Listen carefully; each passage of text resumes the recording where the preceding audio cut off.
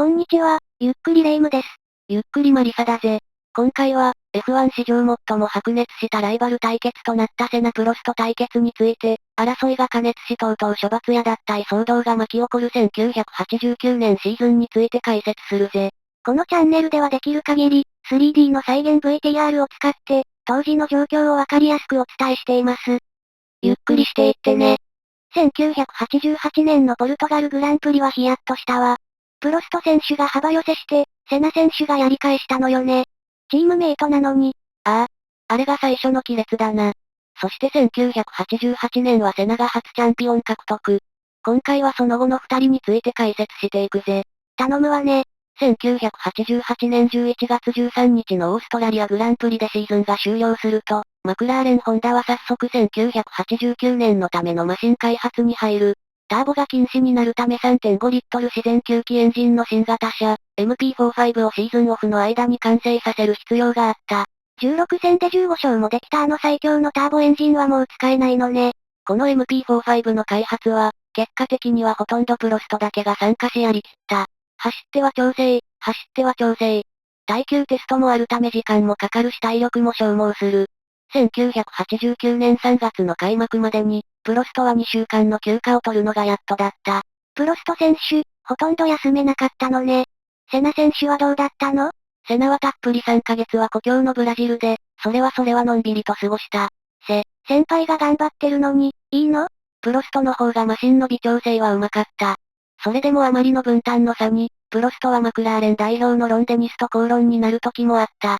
それでもプロストがテストをやりきったのは、来シーズンに乗る自分のマシンの癖を十二分につかめるというメリットがあるからだ。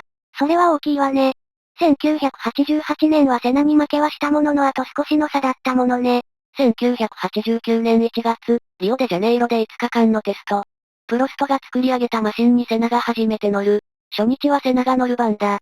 1日走る予定だったが、このマシンはダメだ。セットアップはアランの方が上手いから任せる。と言いセナは半日で切り上げてしまう。そしてプロストが乗っていると、セナは、ほら、ダメだろとプロストに言ってみせる。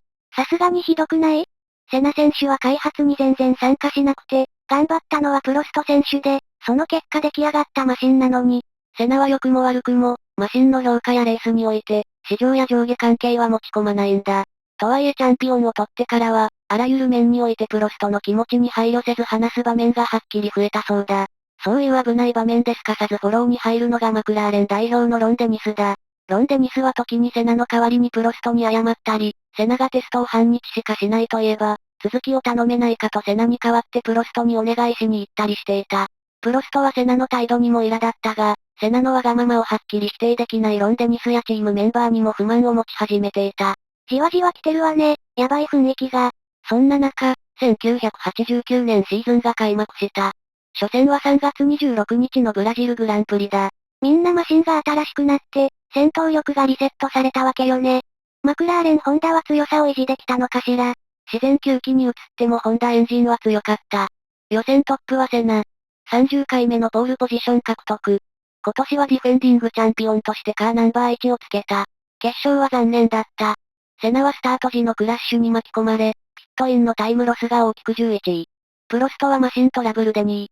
とはいえ速さのアドバンテージは昨年並みにあることが確認でき、チームはそれほど暗い雰囲気はなかったようだ。優勝はフェラーリに移籍したてのナイジェル・マンセル。フェラーリは今年、新車のフェラーリ640セミオートマチックトランスミッションを導入していた。パドルでギア操作するためドライバーはステアリングから手を離さずに済む。しかしこれが調整不良で事前テストでは F1 規定距離の300キロをまともに走れたことがなかった。マンセルさん本番に強い。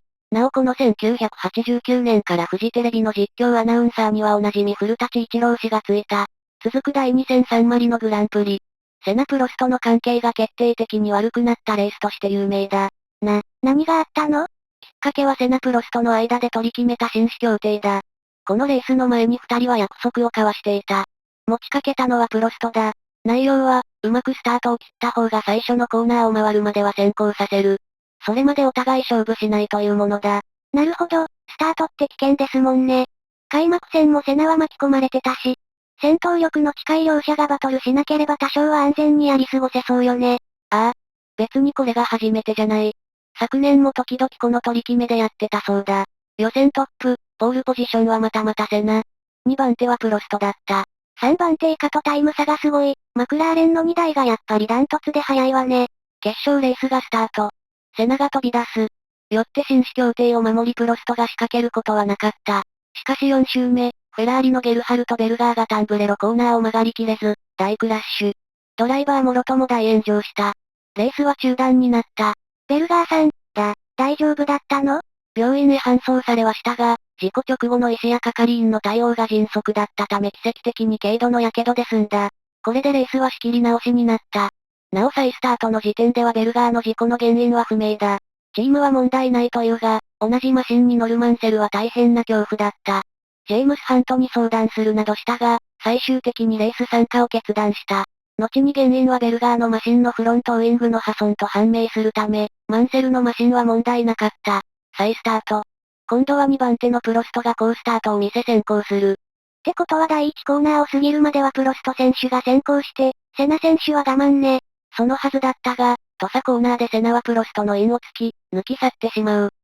紳士協定どこ行った？これはやばい。そのままセナがトップチェッカー。今季初優勝。プロストは途中スピンしてしまいセナに追いつけずに。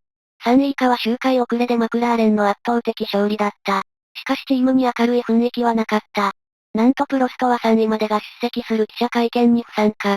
怒って自家用ヘリでさっさと帰ってしまったんだ。後にプロストには$5000の罰金が課された。最悪の雰囲気ね。こうなった時って代表のロンデニスさんがなんとか取り持ってきたのよね。今回はダメだったの？レースの2日後、イギリスのペンブレイサーキットで行われるテストの場にロンデニス、セナ、プロストが集まり話し合った。ロンデニスはそもそも紳士協定を知らなかったからその聞き取りからだった。セナの主張はこうだ。自分は1コーナーをタンブレロコーナーだと思っている。よって2コーナーの土佐コーナーはもう勝負していいはずだ。対してプロストは、土佐コーナーを終えるまでは勝負をやめるべきと主張。どちらを最初のコーナーと考えるかで認識に相違があったようだ。またセナは、そもそも協定は1回目のスタートまでで、2回目のスタートは関係ないとも発言。その他、色々な主張をして自分の正当性を訴えたそうだ。次第にセナは泣き出してしまう。自分が無理な主張を繰り返していることが自分自身許せなくなってきたことに対する涙では、とロンデニス、プロストは感じていた。最終的にセナは2人に謝罪。このことは口外しないよう3者で約束し、一旦問題は終結したかに思えた。そんでここまではギリギリ問題を乗り切ってるような気がするわね。その後、ことの一部始終がフランスのスポーツ新聞社、レキップの記事で掲載されてしまう。リークしたのはなんとプロストだった。なんてことするの？プロストはこの結果を大変反省した。リークが目的ではなかったし、記事になるとは思っていなかったようだ。どういうこと？これまでもプロストは親しい記者に裏話を話すことがあった。推測で見当違いの話を書かれるよりは、間違いない事実を正しく書いてほしいとの思いからしていることだった。今回もそうだ。記者会見のボイコット、そして単なるテストの場にロンデニスが居合わせていることから、レキップの記者は気な臭い雰囲気を薄々感じていた。そしていよいよレキップの記者の方から、ペンブレイサーキットはどうだったかと聞かれたんだ。このままではあることないことめちゃくちゃに書かれかねない。プロストは、これはオフレコで、全部は話せない、と断った上で記者に内容の一部を話していた。いや結局オフレコになってませんけど？それについてはプロストが記者に抗議した際、確かにいけないことをしたと記者も非を認めたらしい。とはいえこれまでチーム内に薄々存在した亀裂は、この件で取り返しがつかないほど大きくなり、しかも世界に不仲が知れ渡ってしまった。お互い全く会話がなくなり、チームの雰囲気は冷え切った。なお、きっかけを作ったのはセナだったが、特にプロストに対しチームはますます距離を置いた。第3戦モナコグランプリ、市街地コースのセナは無敵だ。予選はプロストと1.1秒差。ポールプーイン。第4戦メキシコグランプリ。チームの悪い雰囲気がレースに出てしまった。セナがコースのアウト側となるマシン左側にハードタイヤ、マシン右側にソフトタイヤを選択。これが当たり両側にソフトタイヤを履くプロストより先行する。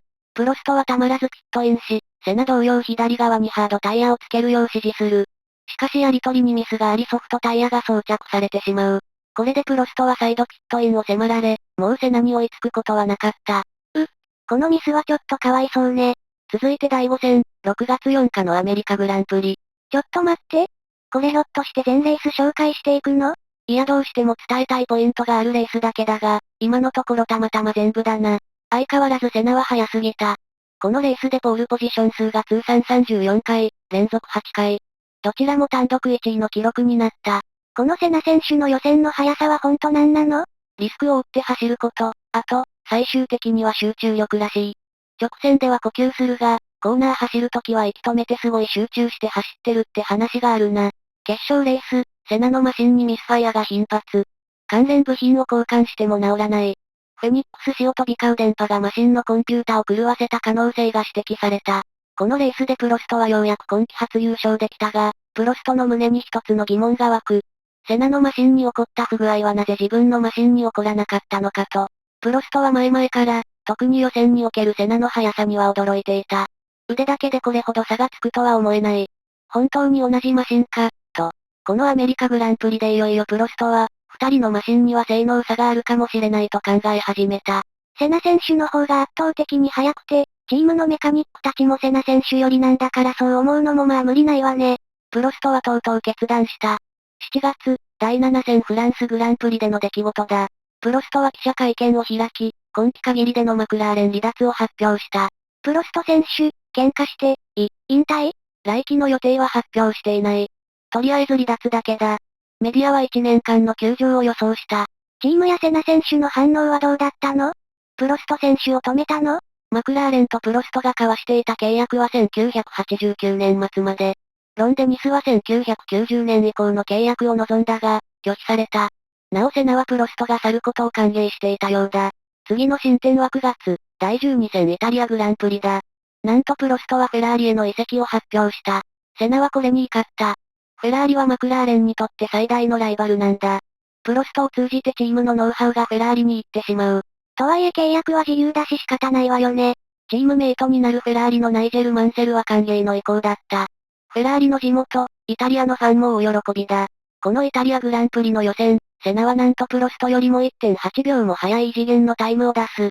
プロストはセナにだけいいエンジンが提供されているという確信を持つまでに至っており、このタイム差についてホンダのメカニックを問い詰める。ホンダからは、回転数やアクセル回路、コーナーの脱出速度などのあらゆる走行データをもとに至極論理的な説明がなされたが、プロストは聞き入れなかった。決勝レースはセナが快走したが、あと数周のところでエンジントラブルでリタイア。プロストが優勝した。イタリアのファンにとってはプロストはすでにフェラーリドライバーの一員だ。大歓喜だった。ここでまたも、とんでもない事態が起こる。プロストは優勝トロフィーを観客に投げ与えてしまうんだ。もったいない。っていうかマクラーレンの優勝トロフィーなんていらないっていうひどいパフォーマンスにも思えるわね。真意はともかくトロフィーは契約上チームのものなんだ。プロストに同行する権利はなかった。ロンデニスやチームの面々は当然怒った。プロストは、優勝して高揚していて、そこにファンからカップと言われて、フェラーリのドライバーのような気分になって、つい投げてしまったらしい。帽子までにしときましょうよ。その後、ジャンマリー・バレストル会長もラジオでとんでもない発言をした。セナプロストは明らかにセナ側に優位なマシンが提供されているとな。これはプロストのエンジン差別発言を受けての加勢とも思える発言だ。バレストル会長は同じフランス人のプロストをひいきしているようだった。トロフィーの件とエンジン差別の発言、これらを合わせてホンダもいよいよ起こる。プロストは、正式に謝罪しなければ今後ホンダエンジンを提供しないとまで言われてしまった。この時点でプロストは1989年のポイントリーダーでありチャンピオンの一番近くにいた。プロストは謝罪する。チャンピオンは諦められなかった。続いて9月24日、第13戦ポルトガルグランプリの決勝。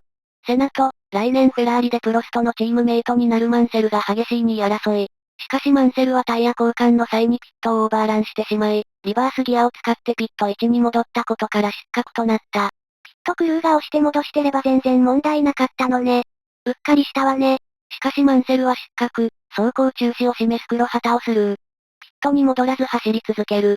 最後はセナと絡んでクラッシュしてしまう。これはプロストとチャンピオン争いをしていたセナにポイントを与えないため自爆したのでは、と叩かれた。なんと3周も黒旗を無視して走っていたんだ。マンセルは逆光で見えなかったと主張したが、罰金5万ドル、次戦スペイングランプリの出場禁止が言い渡された。そして第15戦、日本グランプリだ。セナはここで優勝できなければチャンピオンの望みはなかった。ポールポジションは今年もセナ。2番手のプロストより 1.7 秒も速い恐るべきタイムだ。鈴鹿で1.7秒ってほんと一人だけ異次元ね。勝てる気しないわ。プロストもそう思ったのかもしれない。プロストは決勝レース直前でリアウィングを大胆に寝かせた。賭けだった。これによりダウンフォースが減るが空気抵抗も減る。セナに対し、直線が速く、コーナーはやや遅れるだろう。10月22日の決勝レース、プロストが好スタート。この頃の鈴鹿は2番手グリッドの方が汚れが少なくグリップが良かった。プロストは最大5秒ほどのマージンを築いたが、後半セナが猛追。残り10周でテールトゥーノーズになった。セッティングの違いによりプロストはストレートが速い。試験が勝負どころであると考えられていた。そして47周目だ。残り6周の終盤戦。ここは鈴鹿サーキット最長のバックストレート。勝負は次の左高速コーナー、130R だ。コーナーはセナの方が速いんだ。一気に差が詰まる。そしてすぐ試験。鈴鹿で一番急なコーナーだ。ブレーキング勝負になった。ドキドキ。セナ、イン側へ。プロストに並びかける。プロストも曲がろうとする。接触。2台はタイヤが挟み合って身動きが取れない。そのまま止まってしまった。同じチームのトップ2台が、最悪の展開ね。ああ。マクラーレン・ホンダ、特にホンダ陣営にとっては絶対見たくなかった悪夢のような光景だ。しかしセナはまだ諦めてはいない。駆けつけた係員に押し掛けを指示する。タイヤが絡んでいるので一旦交代。プロストはコース外へ退避。諦めている。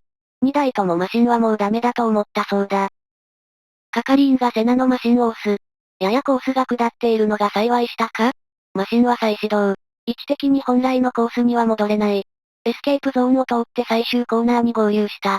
大変な終盤戦ね。最後、どうなっちゃうのかしら。セナのフロントウイングは衝突時に破損していた。デグナーカーブで完全に外れる。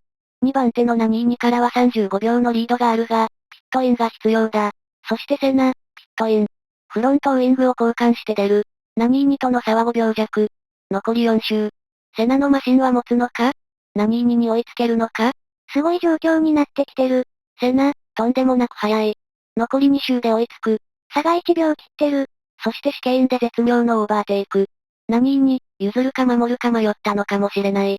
白煙を上げながら強烈にブレーキングしている。セナ、トップを守りきる。昨年の日本グランプリに続いて劇的な優勝となった。すごい展開のレースだったわね。現地で見たかったわこれ。ところがまだこのレースには続きがあってな。セナ、なんと失格。なんで？試験の普通化がその理由だった。だがもう過ぎた試験を逆走して戻るなど現実的とは言えず、マクラーレンは猛抗議。11月上旬に FIA 国際控訴審判所で判決が下った。試験の追い越しは危険行為だったとして、セナに罰金10万ドル、執行猶予付き6ヶ月出場停止の処分が下った。マクラーレンはやはり抗議したが覆らなかった。その結果、プロストの3回目のチャンピオンが決定した。処分重すぎない？このトラブルについてはいろんな話がある。まず、実際にセナは危険行為をしたという話だ。試験でプロストに並んだのはいいが、セナはややオーバースピードで、プロストとの衝突がなかったとしてもセナは試験を曲がりきれなかった可能性があった。